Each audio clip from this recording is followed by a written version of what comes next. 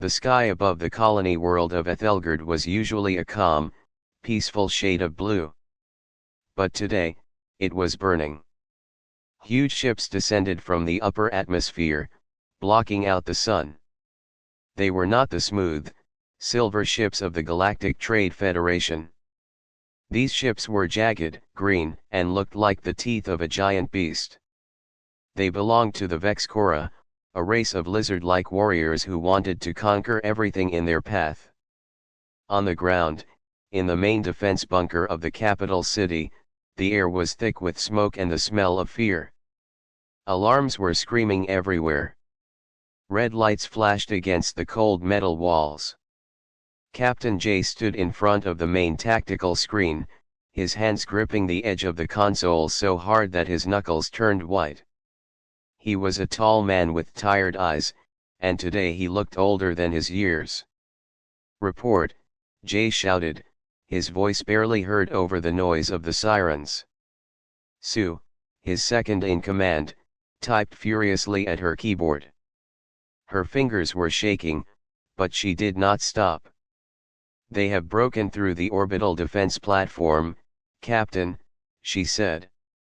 Her voice was high and tight. "Platform 4 is gone. Platform 3 is, silence. They are destroyed." Jay hit the metal table with his fist. Those platforms were old mining rigs. They were never meant to stop a war fleet. "It does not matter to them, sir," Sue said softly. "They are entering the atmosphere now. There are hundreds of drop ships. They are heading straight for the city." Jay looked at the large map on the screen. Hundreds of red dots were raining down on the blue markers of the city. The colony of Ethelgard was a peaceful place. It was a farming world, known for growing wheat and corn. It did not have a real army. It only had a militia. These were men and women who were farmers, doctors, and teachers. They carried old laser rifles that were meant for shooting down meteors, not fighting alien soldiers.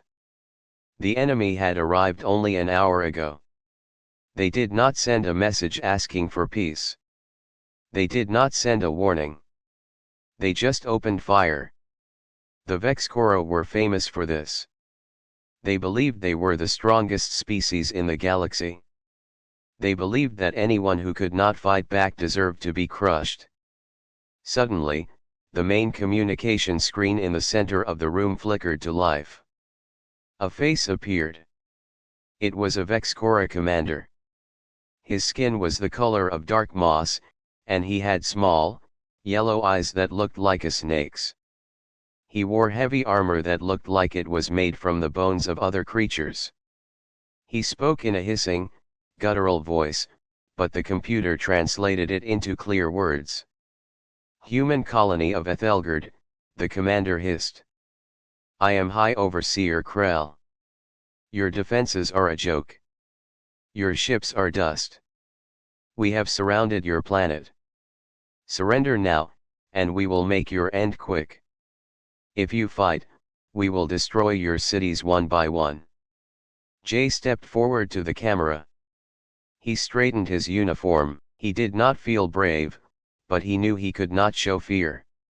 "I am Captain J of the Ethelgard Defense Force," he said, his voice steady. "We are a simple colony. We have no wealth. We have no weapons. Why are you attacking us?" Krell laughed.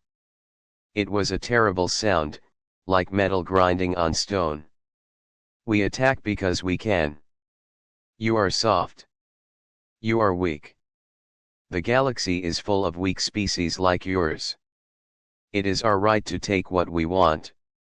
You have 2 hours to bring your leaders to the main plaza and bow to us. If you do not, we will begin the bombing." The screen went black. Jay turned back to his team. The bunker was full of soldiers looking at him for orders. He saw Mike, a young man who usually worked on a harvest combine, holding a rifle like it was a foreign object. He saw Mrs. Park, a school teacher, trying to put on a helmet that was too big for her. These were not warriors. "Sue," Jay said, turning to his friend. "Get me the governor." Sue nodded and pressed a button. A few seconds later, the governor's face appeared on a smaller screen. The governor looked safe in his private bunker deep underground, far from the fight. "Captain," the governor said, wiping sweat from his forehead. "Have you heard the demands? We cannot fight them. They have starships. We have tractors. If we fight, they will kill everyone." "We are already fighting, sir," Jay said angrily. "If we surrender, what happens to the people? The Vexcora are known to take slaves. They will work us to death in their mines." "If we surrender," the governor insisted, "some of us might survive. If we fight, none of us will. I am preparing to transmit the surrender codes to them. Do not engage the enemy troops. Let them land." Jay stared at the screen in disbelief. "You are just going to give up without a single shot?" "There is no point in dying for pride, Captain," the governor said, and then he cut the connection. Jay slammed his hand onto the console again. "Coward," he whispered. "We have to do something, Jay," Sue said quietly. "Look at the screen." Jay looked back at the tactical map. The Vexcora dropships were landing. They were not landing in empty fields. They were landing in the middle of the residential sectors. They were crushing houses and markets. "If we do nothing, they will start rounding people up immediately," Jay said. He took a deep breath. He made a decision. It was against orders, but it was the only choice he could live with. "Command channel," Jay barked. "All militia units, this is Captain Jay." His voice echoed through the radios of every militia member on the planet. "The governor has surrendered," Jay said. "But the Vexcora will not show mercy. They are here to kill and enslave. I say we fight. We do not fight for the governor. We fight for our families. We fight for our home. If you have a weapon, use it. If you do not have a weapon, make one. Give them hell." For a moment, the radio channel was silent. Then, a voice came through. It was Mike, the young farmer. "I am in position near the spaceport, sir. I see them coming. I'm ready." Another voice came in. It was Mrs. Park. "The children are safe in the basement. I am going to the roof with a sniper rifle." One by one, voices checked in. The militia was waking up. Jay looked at Sue. "Send the coordinates of the landing zones to everyone. We have to hit them before they fully organize." "Okay, Jay," Sue said, a small fire returning to her eyes. "But we are going to take heavy losses. Our rifles cannot penetrate their tank armor." "I know," Jay said. "We have to aim for the joints. We have to use the city. We know these streets better than they do." Outside, the sound of explosions grew louder. The ground shook. Dust fell from the ceiling of the bunker. "Let's go," Jay said, grabbing his helmet and rifle. "To the surface." They ran out of the bunker and up the stairs to the street level. When they opened the heavy doors, the scene was like a nightmare. The sky was dark with smoke. Huge, green ships sat in the middle of the parks and streets, their ramps down. Vexcora soldiers were pouring out. They were tall, covered in green scales, and held glowing energy rifles. They were already firing at people running in the streets. Blue laser beams cut through the air, destroying buildings and cars. Jay signaled to his team. They took cover behind a concrete wall at the edge of the plaza. Target the group near the fountain, Jay ordered. Fire. A dozen militia members popped up and fired their laser rifles. The beams struck the Vexcora soldiers. Most of the beams hit the heavy chest plates of the aliens and fizzled out. But one lucky shot hit a soldier in the neck joint. The alien screeched and fell. The other Vexcora turned instantly. Their reflexes were incredibly fast. They returned fire. The concrete wall Jay was hiding behind exploded, sending shrapnel flying. They are too fast.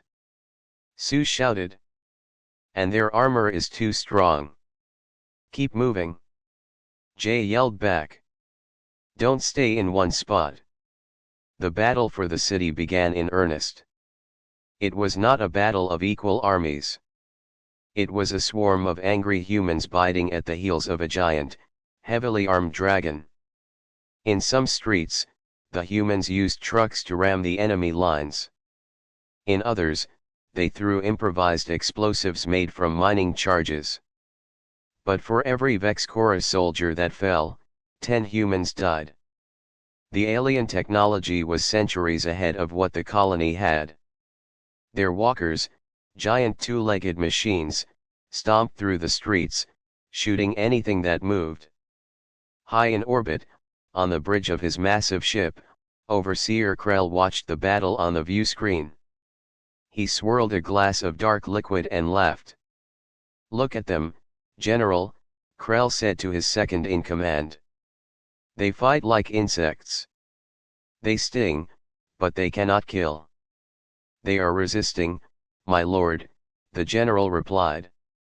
The governor tried to surrender, but the militia is engaging our troops. It does not matter, Krell said, taking a sip.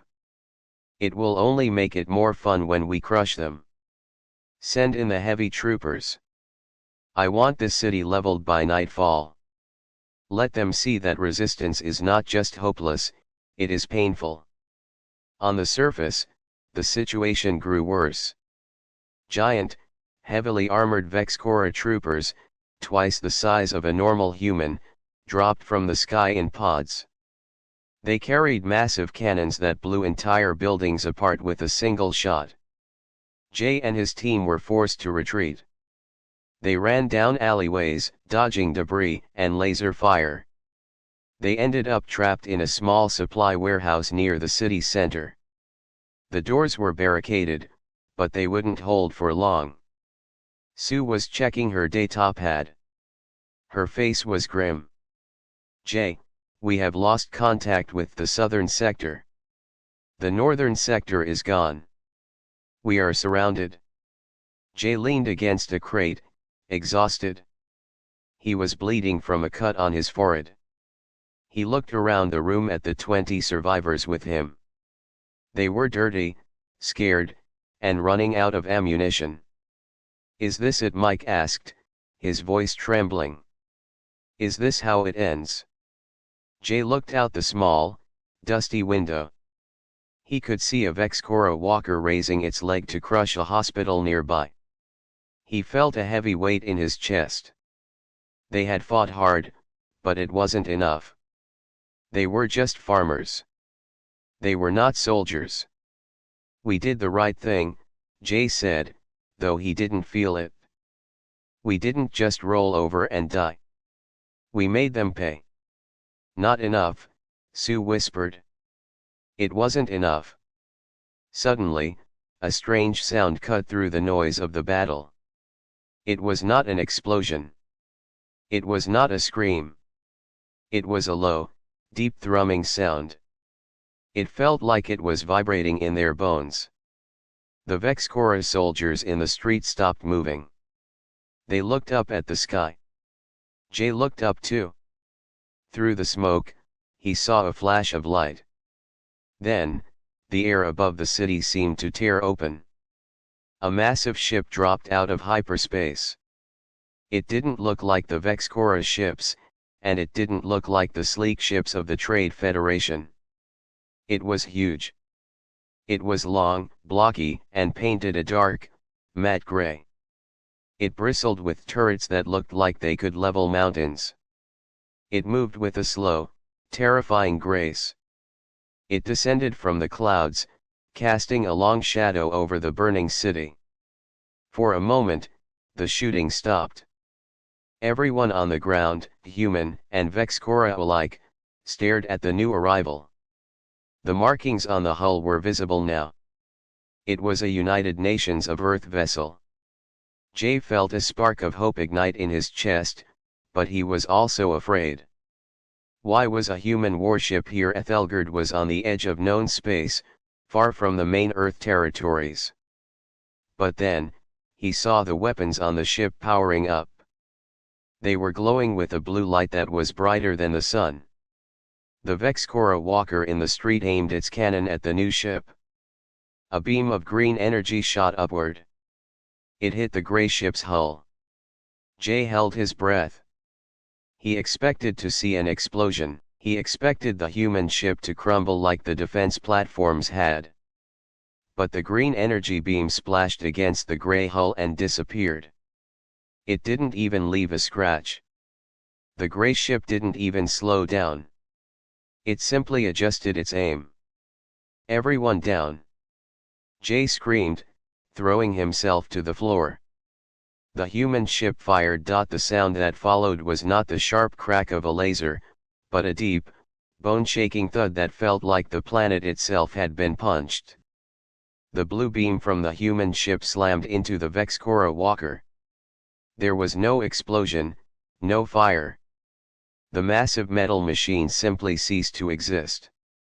It was vaporized in a fraction of a second, turning into a cloud of superheated dust that blew down the street, shattering windows and knocking everyone flat. Jay pulled his face out of the dirt. His ears were ringing. He slowly looked up. The street where the walker had been was a smoking crater. The building across from them was gone. The raw power of that single shot was terrifying. "Everyone okay?" Jay coughed, waving away the dust. "Alive," Sue said, crawling out from under a table. Her face was black with soot, but her eyes were wide open. "Jay, look. Up there." High above the city, the gray ship the UNV Archon was moving. It did not fly with the grace of the alien ships. It moved like a hammer, heavy and unstoppable. It blocked out the sun, casting a long, cold shadow over the burning capital. It was significantly larger than the Vexcora ships orbiting the planet. It looked ugly compared to the sleek alien designs. It was a block of iron and weapons, brutal and simple. Inside the bunker of the Vexcora High Overseer Krell, the mood had changed instantly. Panic was spreading through the ranks. The bridge crew, which had been laughing and relaxed moments ago, was now frantically typing at consoles. Holographic displays were flashing red warnings. "What is that ship?" Krell roared, slamming his fist onto his armrest. "It is not in our database." The sensor officer, a smaller lizard with trembling hands, looked up from his screen. "Lord Krell, the vessel is made of extremely dense material. Its energy signature is strange. It is nuclear, but highly advanced. It is generating a gravity field." Krell stared at the main screen. "Is it charging main weapons?"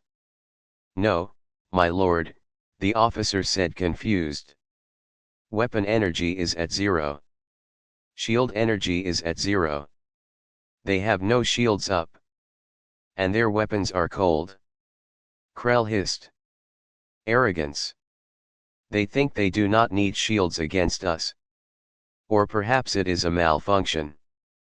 Send a signal to the 4th and 5th squadrons. Destroy that intruder." In the sky, the swarm of Vexcora fighters, which had been buzzing over the city like angry hornets, turned their attention upward. They were small, agile dart ships.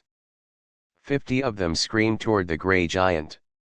They fired their plasma guns, creating a storm of green energy that rained against the hull of the Archon. Down in the ruined warehouse, Jay and the others watched through the shattered window. "They are firing on it," Mike yelled, clutching his rifle. "Can it take that many hits?" "Just watch," Sue whispered, her eyes fixed on the sky.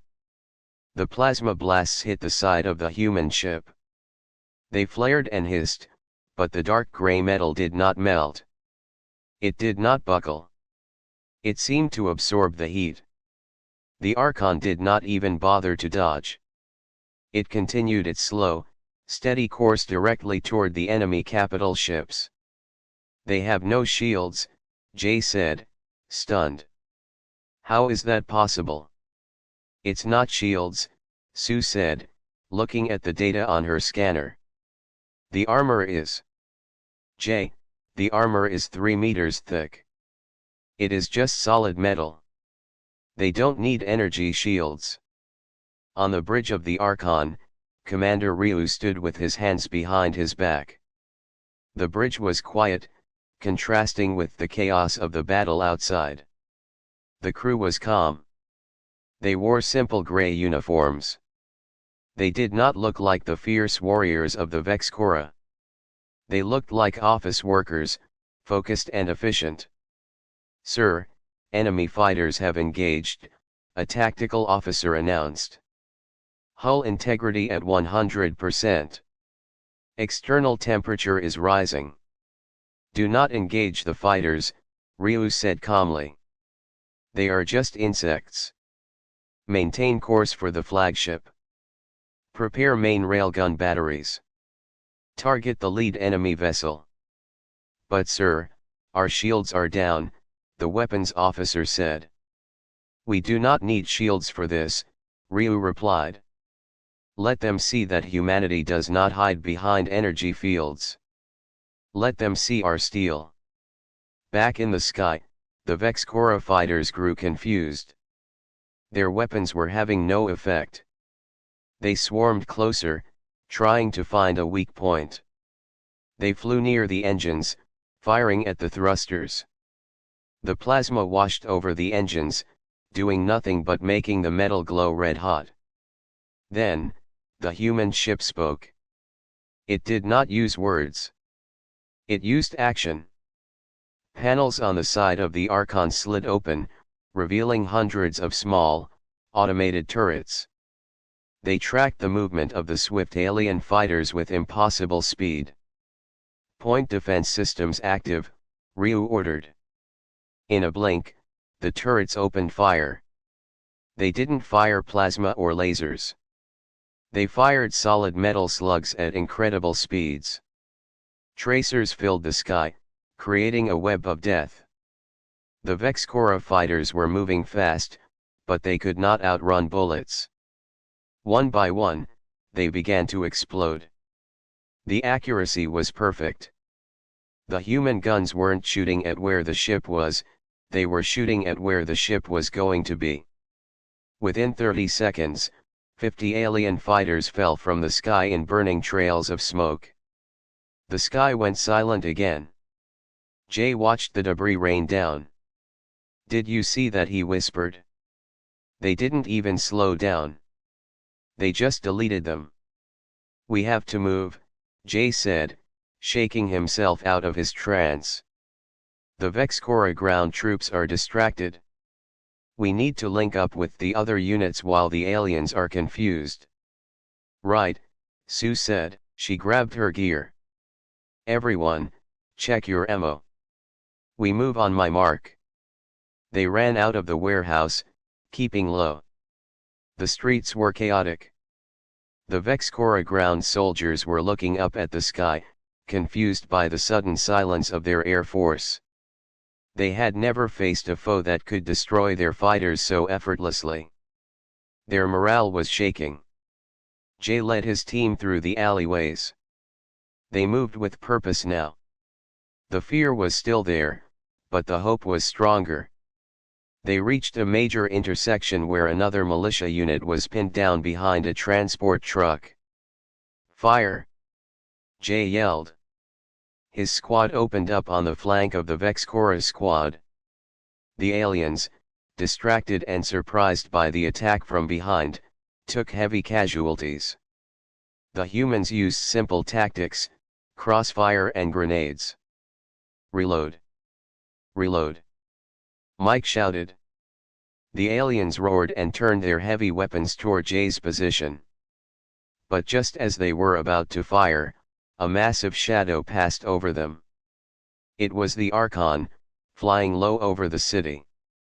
The wind from its passage blew over cars and shattered glass. The psychological effect on the Vexcora was devastating. They looked up at the massive gray hull passing overhead, blocking out the stars. They hesitated. In that moment of hesitation, the humans struck. Jay fired his rifle, aiming for the joints in the alien armor. He had learned quickly that the center chest plate was too strong. He shot a soldier in the knee. The alien fell, screeching. Another shot finished it. "Push forward!" Jay yelled. "Don't let them regroup." The humans surged forward, retaking the intersection. It was a small victory, but it felt huge.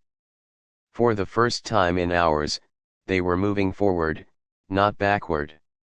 Meanwhile, in orbit, the situation was becoming critical for the Vexcora. High Overseer Krell was furious. "Cowards!" Krell screamed at the view screen. "They destroy my fighters and then fly past us ignoring us." "My lord," the sensor officer said, his voice shaking badly. "They are powering up a weapon. It is not a laser. It is a magnetic accelerator. It is a railgun. A very big one. Shoot it down." Krell ordered. "Focus all fire on that section of their hull." The entire Vexcora fleet, hundreds of ships, turned their attention to the Archon. Every plasma cannon, every missile launcher, fired at once. A torrent of green and red energy slammed into the human ship. The Archon's hull glowed white-hot. The paint burned away instantly. Metal slagged and dripped off the sides like wax. The ship groaned under the immense heat and kinetic impact. Inside the Archon, sparks flew from the ceiling. Lights flickered. "Hull breach in Sector 7, an officer called out. Damage control teams to Deck 4. Radiation levels rising." Commander Ryu did not flinch. He watched the hull integrity monitor drop. 90%. 80%. But the core was undamaged. The ship was built to survive punishment that would destroy other species' ships. "Keep the railgun charging," Ryu said. "We take one shot. Make it count." On the surface, the humans watched the sky light up with explosions. The Archon was taking a beating. "They are hitting it," Mike yelled. "It's going to blow." "No," Sue said, staring at her scanner. "Look at the energy readings. They aren't firing back. They are absorbing everything into the heat sinks. They are powering something up." The Vexcora celebrated on their bridges. They saw the human ship burning. They thought they were winning. They increased their fire, confident that the gray metal beast would soon break apart. But then, the firing stopped. The Archon turned, bringing its side to face the Vexcora flagship. A massive triple-barreled turret, running along the entire keel of the ship, aligned with the enemy. "Target locked," the weapons officer said on the Archon. "Firing," Ryu commanded. There was no beam of light. There was only a blur of motion as a projectile the size of a bus left the barrel at 10 times the speed of sound. The recoil pushed the massive human ship sideways in space. The projectile slammed into the Vexcora flagship. The result was instant and catastrophic. The shields, which could stop lasers, did nothing to stop a solid chunk of metal moving that fast. The projectile tore through the flagship like a bullet through paper. It entered the front hull and exited the back, tearing the engine reactors apart. The flagship did not explode outward. It crumpled inward, and then blossomed into a blinding white supernova. The shock wave shattered the windows of the nearest Vexcora cruisers and sent them spinning out of control. On the surface, the night turned to day for a split second. The explosion was silent, a vacuum bloom of light and debris. Jay shielded his eyes. When he looked back, a piece of the enemy flagship, burning brightly, was streaking across the sky like a falling star. The Vexcora soldiers in the street stood frozen. Their comms channels were silent. The scream of their high overseer had been cut off. They were alone. The humans stared at them. Jay lowered his rifle. He looked at the burning sky, then at the alien soldiers. The balance of power had shifted completely. The easy victory the aliens expected was gone. The war for Ethelgard was not over. But the hunt had just begun. The shockwave from the exploding flagship sent a silent tremor through the void of space, but on the surface of Ethelgard, the debris field acted as a grim fireworks display. Flaming chunks of the once great Vexcora ship streaked across the atmosphere, burning up in showers of green and orange fire.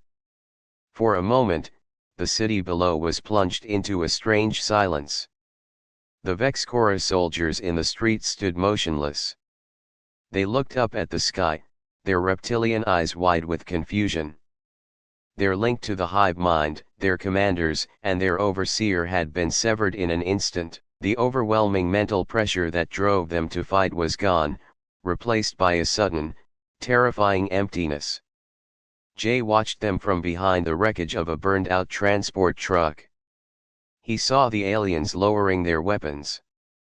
They were chattering to each other in hissing, frantic bursts. They weren't looking at the humans anymore. They were looking at the sky, at the gray monolith of the UNV Archon that now orbited the planet like a storm cloud. "They are breaking," Sue whispered, her voice barely audible over the crackle of nearby fires. "Look at them. They don't know what to do." "It's fear," Jay said, watching the enemy closely. "They have never lost before. They don't know how to handle it." On the tactical display in the center of the Vexcora invasion force, the command structure had collapsed. Without Krell's harsh orders driving them forward, the squad leaders were arguing. Some wanted to retreat to their drop ships. Others wanted to charge the humans in a blind rage. The discipline that had made them such efficient killers was evaporating. Jay saw an opportunity. He looked at his team. Mike was reloading his rifle, his hands steady now. Mrs. Park was checking the charge on her laser pistol. They were tired, dirty, and outgunned, but the fire in their eyes had returned. "We can't wait for them to figure it out," Jay said firmly. "We hit them now.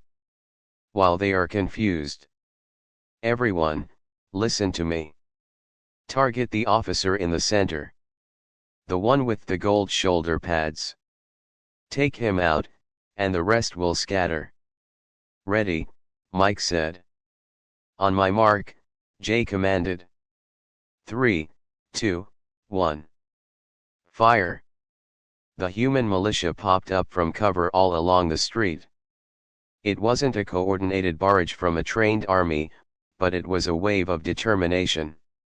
Lasers and kinetic rounds flew across the square. The Vexcora officer turned just in time to see a laser bolt strike his chest plate. The impact didn't kill him. He was wearing heavy armor, but it knocked him backward. Before he could recover, a second shot hit him in the exposed neck joint. He crumpled to the ground. The effect on the other aliens was instant. With their leader dead, their comms silent, and the sky dominated by the terrifying human warship, their will to fight vanished. Retreat. One of the aliens hissed in the common tongue. The Vexcora broke formation. They dropped their heavy weapons and ran. They scrambled back toward their landing craft, trampling over their own wounded in their desperation to escape. The humans, emboldened by the sudden turnaround, pursued them, shouting cries of victory. In orbit, the scene was shifting from a battle to a slaughter. The remaining Vexcora ships, seeing their flagship destroyed and their ground forces in retreat, decided to flee. They turned their ships toward the edge of the system, engaging their hyperdrives to escape the nightmare. "Sir, enemy vessels are fleeing," the tactical officer on the Archon reported. "Shall we pursue?" Commander Ryu stood on the bridge, watching the red dots disappear from the radar.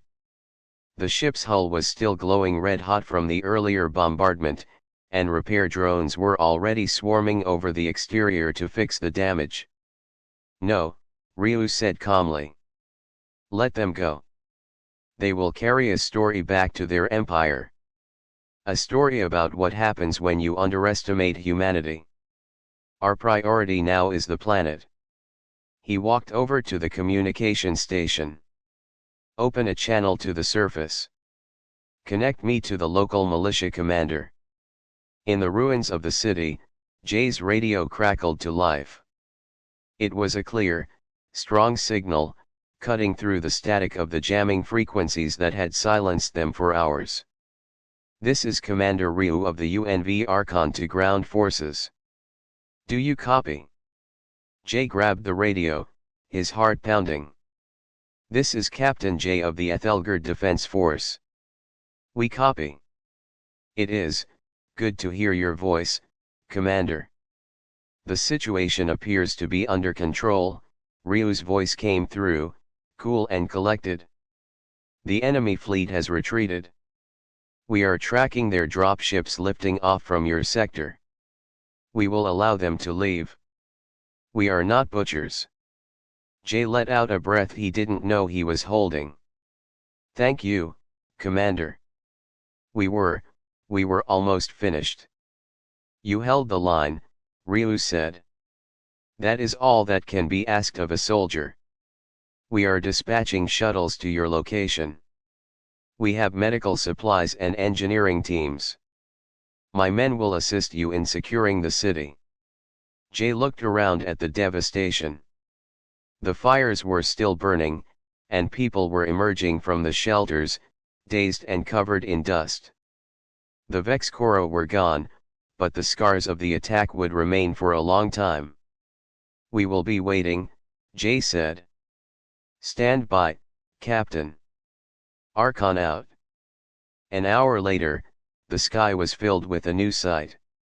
Instead of jagged alien landing craft, sleek, black shuttles descended from the Archon. They hovered over the main squares, lowering ramps with precision. Jay watched as a team of humans in power armor marched out. Their armor was different from anything the colonists had seen. It was bulky, scarred, and painted in matte gray, covered in scratches that told of 100 different battles. They moved with the smooth efficiency of professionals. They were Marines, the real deal. A man with the rank insignia of a colonel walked toward Jay. He removed his helmet, revealing a face with a scar running down his cheek and eyes that had seen too much. "Captain Jay?" the colonel asked. "Yes, sir," Jay said, straightening his back and trying to look presentable despite the dirt and blood covering his uniform. "At ease, Captain," the colonel said. "I am Colonel Miller. I'm in charge of the ground detachment. My men are securing the perimeter and setting up triage centers. I understand you have wounded." "Many," Jay said, motioning toward the makeshift hospital in the basement of a nearby building. "And we have lost too many." "We brought advanced medical nanites," Miller said. "They can fix most things if we get to them in time.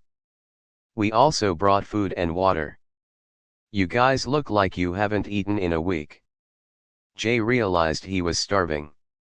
He hadn't even thought about food since the attack began. "I don't understand," Jay said, looking at the colonel. "Why are you here? Ethelgard is a backwater. We aren't even on the major trade routes.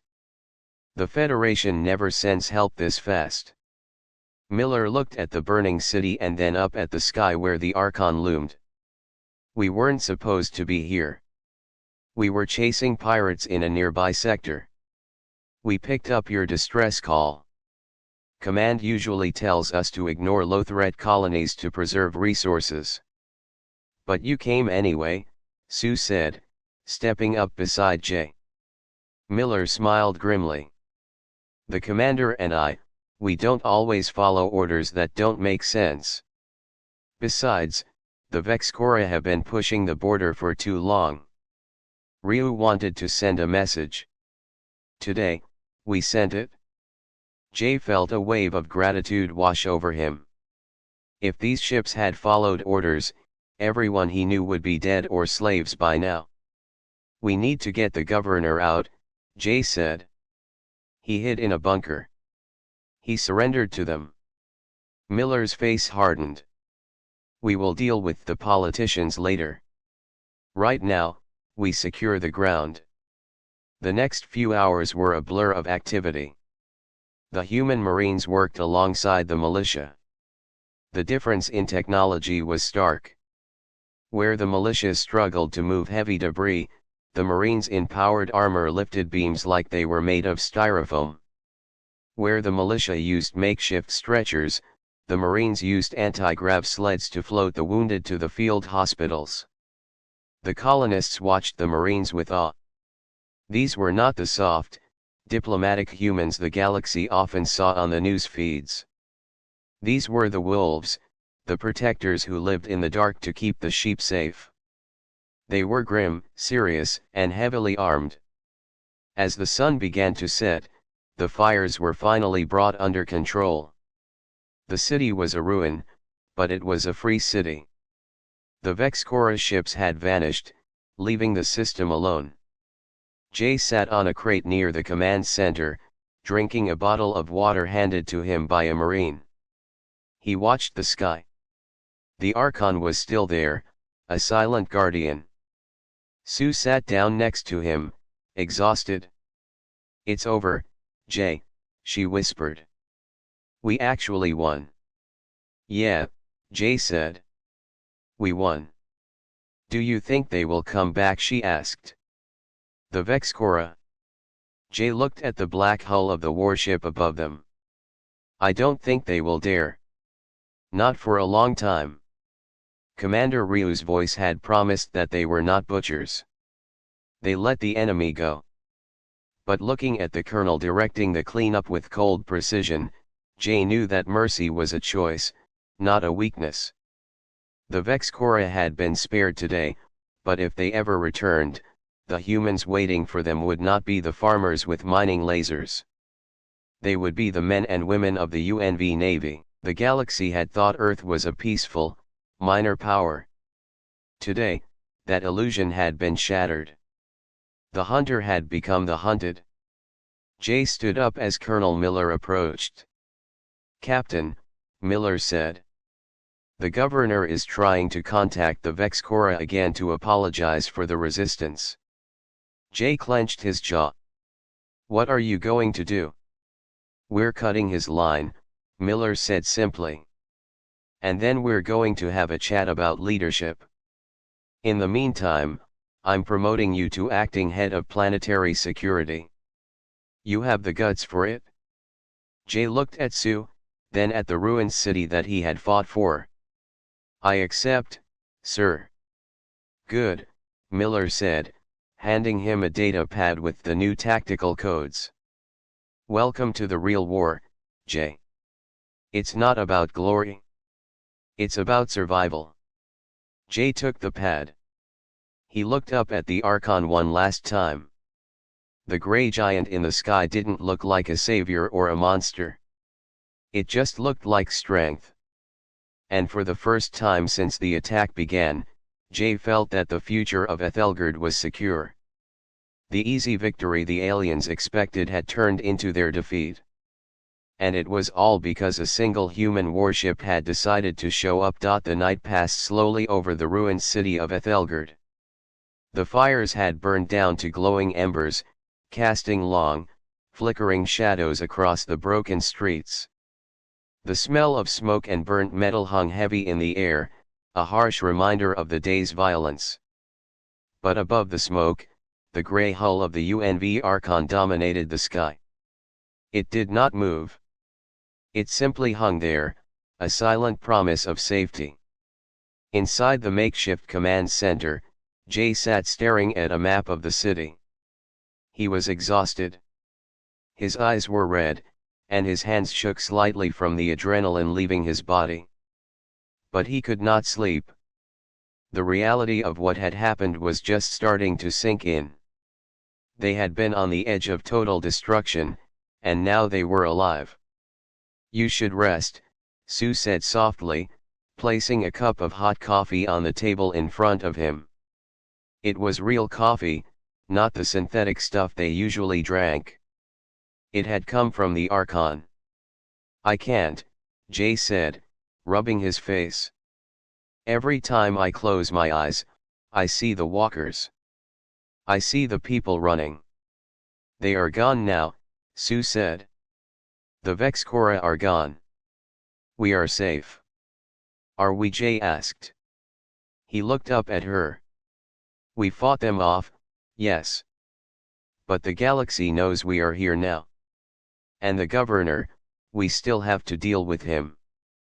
As if on cue, the door to the command center burst open. Two Marines in powered armor walked in, their heavy boots clanking on the metal floor. Between them was the governor. The governor looked terrible. His expensive suit was dirty, and his face was pale. He looked around the room, his eyes wide with fear, until he spotted Jay. "You!" the governor shouted, pointing a shaking finger at Jay. "You disobeyed my direct order. I told you to surrender. Do you know what you have done? You have doomed us all. The Vexcora will come back and destroy this entire planet because you fought back." Jay stood up slowly. He felt a cold anger in his chest. "They were already destroying us, Governor. They were bombing the city blocks. They were killing people in the streets. Surrender would not have saved anyone. It would have just made it easier for them to kill us. We could have negotiated." The governor screamed. "I have contacts. I could have made a deal. But you and your farmers had to play soldier." The governor turned to the Marines. "Arrest him. He is a traitor. He endangered the colony." The Marines did not move. They stood like statues, their faces hidden behind their visors. "Did you hear me?" the governor yelled. "I am the governor. I order you to arrest that man." One of the Marines reached up and unlatched his helmet. He removed it, revealing a stern face with short cropped gray hair. It was Colonel Miller. "Your authority ended when you tried to hand over your people to slavers, Governor," Miller said in a flat voice. "Under Earth Alliance Martial Code 42, during a time of invasion, any civilian leader who attempts an unauthorized surrender or collaborates with the enemy is removed from command immediately." "You can't do this," the governor sputtered. "This is my colony. You can't come in here and—" "I can, and I have," Miller interrupted. He stepped aside, and another officer walked in holding a digital pad. "Governor, you are under house arrest. You will be detained at the embassy bunker until a tribunal can review your actions." The governor's face turned bright red. "This is illegal. I demand to speak to your commander. I demand to speak to the Federation." "My commander is busy securing the space lanes," Miller said. "And the Federation doesn't have a say here. This is an Earth Alliance operation. Take him away." The Marines grabbed the governor by the arms. He struggled and shouted insults, but they were too strong for him. They dragged him out of the room, and the door clicked shut behind them. The silence that followed was loud. Jay let out a long breath he felt like he had been holding for days. "Thank you, Colonel." Miller walked over to the map table. "Don't thank me yet, Jay. We have a lot of work to do." The Vex Corps might have retreated, but they left behind a mess. "We have to find the wounded, clear the debris, and get the power grid back online." "We can do it," Jay said, looking at the map with new energy. "Now that we have leadership, we can do it?" Miller nodded. "Good. Because the Archon isn't staying forever." This statement hit Jay like a bucket of ice water. "What, you're leaving?" "We have to," Miller said. "The Archon is the only heavy defense ship in the sector. We have other colonies to protect, other patrols to run. We can't park a dreadnought here forever. We are leaving behind a garrison of Marines and engineers to help you rebuild and train a real defense force." "But the big ship goes." Jay felt a spike of fear again. "What if they come back? If that ship leaves, we are defenseless." Miller looked at Jay seriously. "That is why you aren't going to be defenseless. We brought supplies. We brought ground-based batteries, railgun emplacements, and shield generators for the planet. We are going to teach you how to use them. We are going to turn this rock into a fortress." The next few weeks were a blur of hard labor and transformation. The Vex Corps retreat had left the colony in a state of shock, but the arrival of the Earth Alliance engineers gave the people purpose. The city, which had been a graveyard of broken concrete and glass, began to hum with activity. Massive construction drones descended from the Archon. They hovered over the hills surrounding the city, pouring concrete and erecting huge metal structures. These were planetary defense cannons. They were long, black barrels that pointed at the sky, capable of shooting down ships long before they entered the atmosphere. Jay worked side by side with the Alliance trainers. He learned how to operate the new tactical systems. He learned that the mining lasers they had used were actually very effective if you modified the frequency, something the engineers showed them how to do in a few hours. Sue was put in charge of logistics. She organized the distribution of food and medical supplies that came from the Archon's cargo holds. The mood of the colony shifted from despair to determination. The people had seen the face of the enemy, and they had seen the power of their own kind. One afternoon, Jay stood on a hill overlooking the city with Colonel Miller. The sun was shining, and though the scars of the battle were still visible, new construction was everywhere. "You've done good work, Jay," Miller said, looking out over the view. "The colony is transforming. You're turning these farmers into soldiers." "It was necessary," Jay said. "We never wanted to be soldiers. We just wanted to grow food."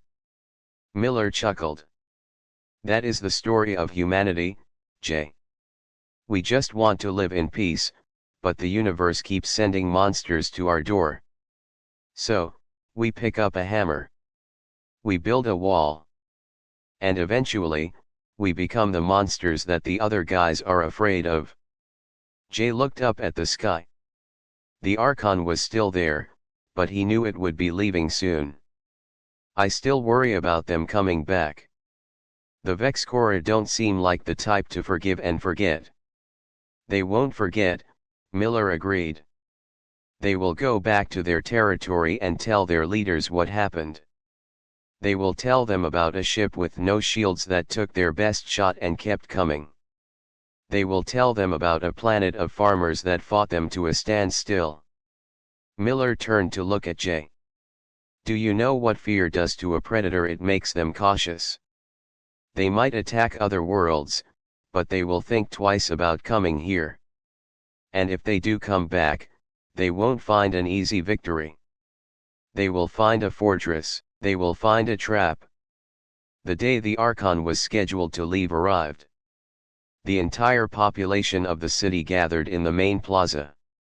There were no speeches planned. The people just wanted to watch. The massive gray ship began to move. It was slow and majestic. It pivoted in orbit, its thrusters flaring with a blue light. The sound rumbled through the atmosphere like distant thunder. It was a sound of power. Commander Ryu's voice came over the city's speakers. Citizens of Ethelgard. We have repaired your orbital sensors and left automated defense drones. You are not alone. The Earth Alliance watches over you. Be strong. Be vigilant. And never surrender. With a flash of light, the Archon jumped into hyperspace. The sky was empty again, save for the stars. For a moment, Jay felt a pang of loneliness. The safety blanket was gone. But then he looked around. He saw the new defense cannons on the hills. He saw the people in the crowd, no longer looking scared, but looking determined. He saw Sue standing next to him, wearing a uniform with the rank of lieutenant. They are gone, Sue said quietly. Yes, Jay replied. But we are still here. And we are ready, Sue added. Jay nodded. Yes. We are ready. The Vexcora had expected an easy victory. They thought they would roll over the planet in a day. They had expected the humans to run and hide. Instead, they woke a sleeping giant. The colony of Ethelgard was no longer just a farm. It was a sentinel. It was a warning shot to the rest of the galaxy. The story of the human warship that arrived in the nick of time would spread. It would become a legend. But for Jay, and for the people of Ethelgard, it was just the beginning. They had survived the darkness. Now, they would live in the light, knowing that they were strong enough to defend it. The easy victory the aliens wanted was never going to happen. Not on this world. Not while humans still drew breath. 6 months had passed since the Vexcora retreated from Ethelgard. The planet looked different now. The holes in the city streets had been filled with fresh concrete. The broken windows of the skyscrapers had been replaced with stronger, transparent materials. But the biggest changes were not in the city itself. They were on the hills surrounding it. Where there used to be green fields and grazing cows, there were now massive, black cannons pointing at the sky. They were silent sentinels, waiting for a threat that might never return. The colony of Ethelgard was no longer just a farm world. It was a fortress. Jay stood in the center of the newly built command center, deep underground. The room was filled with advanced computers and large screens showing the solar system. He wore a clean, crisp uniform. On his shoulder, he wore the silver bars of a commander. He was no longer just a militia leader, he was the head of planetary defense. Report, Jay said, his voice calm. Sue sat at the main radar station. She was also a lieutenant now, and she looked much healthier than she had the day of the attack. Sector 4 is clear. Long-range scanners are picking up some debris from the old battle, but no ships. The drones are patrolling the outer rim. Good, Jay said. He took a sip of coffee. System status. Shields are at 100%. Ground-based railguns are online. Power grid is stable. Jay nodded. It had been hard work. The Earth Alliance engineers had stayed for 2 months, teaching them how to use the technology. At first, it was difficult. The farmers and miners struggled to understand the complex military systems. But they had motivation. They remembered the fear of hiding in bunkers. They remembered the smell of burning homes. That memory made them study harder than any soldier in a regular academy. Life on the planet had changed, too. The people were more serious. Children in school were taught basic survival and tactics alongside reading and math. Everyone knew how to use a weapon. Everyone knew their post in case of an alert. The peaceful innocence of the colony was gone, replaced by a hard, ready resolve. The governor was still under house arrest, awaiting trial. A new council had been formed, made up of people who had fought in the streets. They understood that peace was something you had to fight for. Jay walked over to the large window that looked out onto the training yard below. In the yard, hundreds of recruits were running through obstacle courses. They wore light armor and carried energy rifles. Among them was Mike.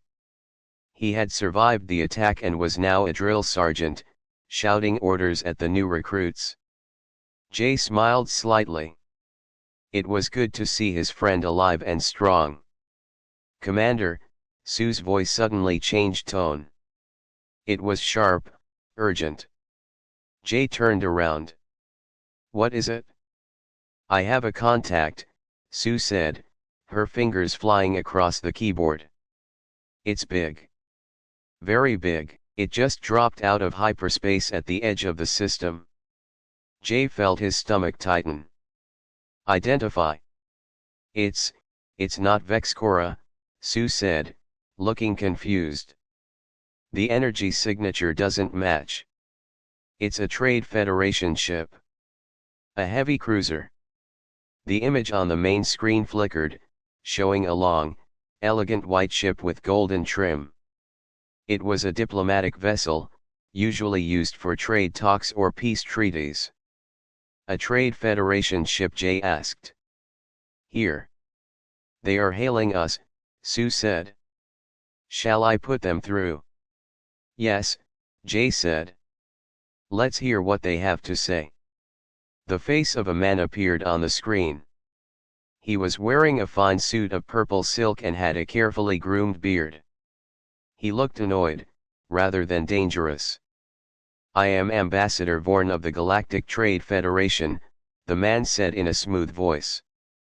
"I am here to speak to whoever is in charge of this barbaric outpost." Jay stepped forward. "I am Commander Jay of Ethelgard Defense. How can we help you, Ambassador?" Ambassador Vorn sniffed. "Commander, we have received reports of a disturbance here some months ago. And we have noticed that you have built illegal military installations on this planet. You are a farming colony. You are not authorized to have planetary railguns or shield generators. This is a violation of the Galactic Peace Accords. You must dismantle them immediately." The room went silent. The officers in the command center looked at Jay with angry eyes. They had fought and bled for those defenses. They had died for them. Jay looked at the ambassador calmly. "Ambassador, those defenses are the only reason this colony still exists. We were attacked without warning. We defended ourselves." Yes, Vorn waved his hand dismissively. "The Vexcora. A regrettable incident. But if you build weapons, it provokes our neighbors. The Federation wants peace. We cannot have a wild card planet destabilizing the sector. You will dismantle the guns, or we will be forced to place a trade embargo on your world.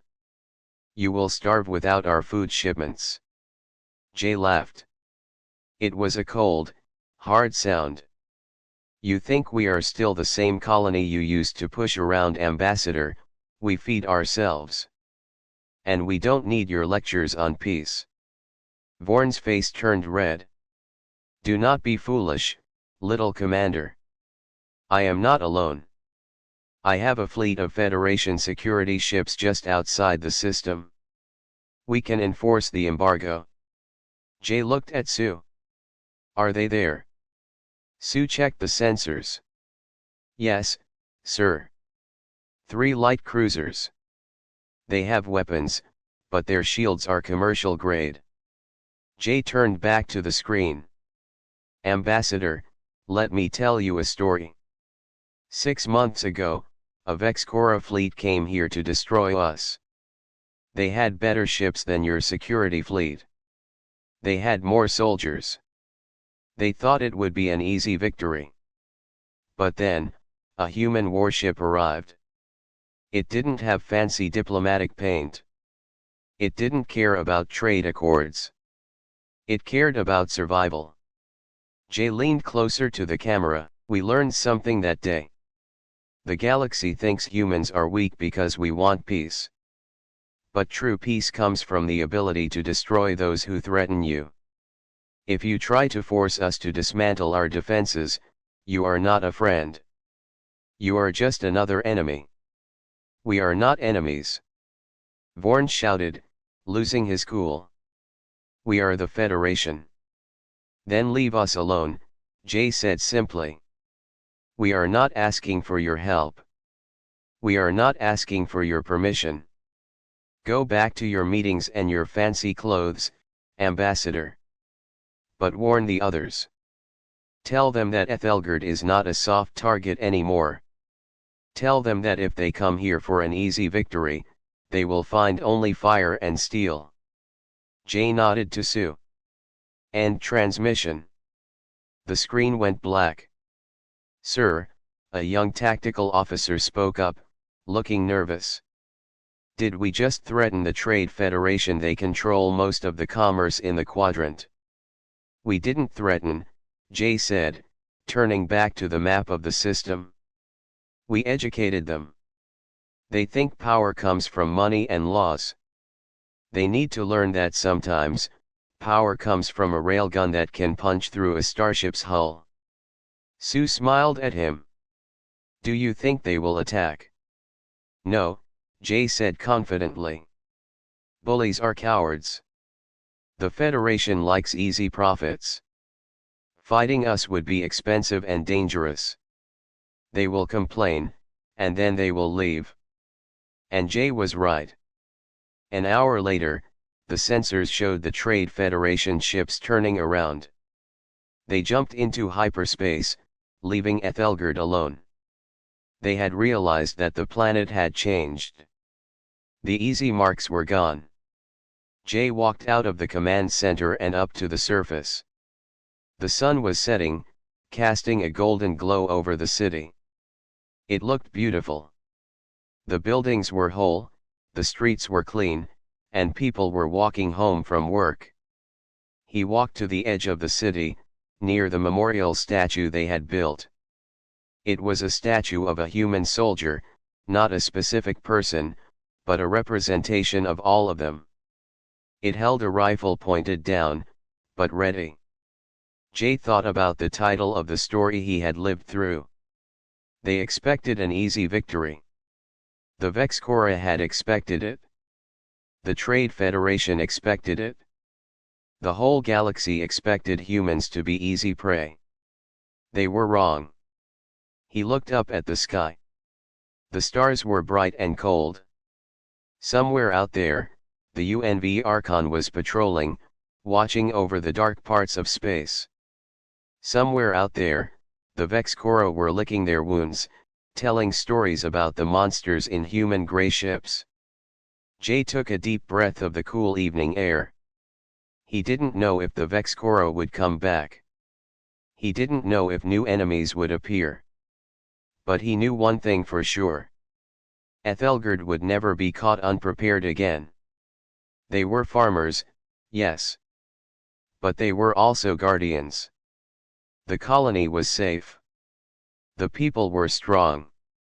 And the human spirit, once ignited, was impossible to put out. The easy victory was a myth. The reality was a line of railguns on a hill, and a people who would never bow again. Commander, a voice said behind him. It was Mike, coming off his shift. Mike, Jay said, turning around. Good work today. The recruits are getting better, Mike said. But they still complain about the early mornings. Jay smiled. Let them complain. As long as they can shoot straight when the time comes, they can complain all they want. Mike stood beside him and looked out over the city. It's quiet tonight. Too quiet? Maybe, Jay said. Or maybe, just maybe, that's what peace sounds like when you know you can defend it. They stood there together, two soldiers in a world that used to know only peace. They looked at the stars, not with fear, but with a quiet confidence. The galaxy was a dangerous place, full of wolves. But on Ethelgard, the humans had grown teeth. And they were ready to bite.